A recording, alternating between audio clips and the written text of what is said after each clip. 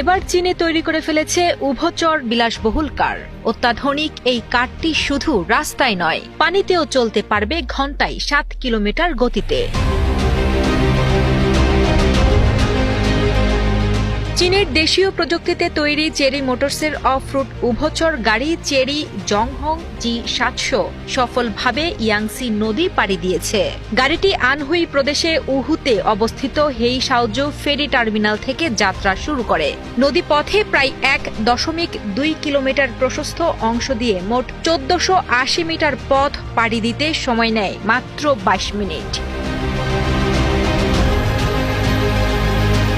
গাড়িটিকে জলস্থল উভয় পরিবেশের জন্য উপযোগী করে তুলতে বিশেষ প্রযুক্তি ব্যবহার করা হয়েছে, আর জলরোধী করতে সম্পূর্ণ বডিকে বিশেষভাবে রং করা হয়েছে, যার ফলে গাড়িটির অভ্যন্তরকে সম্পূর্ণ সুরক্ষিত করে রাখে।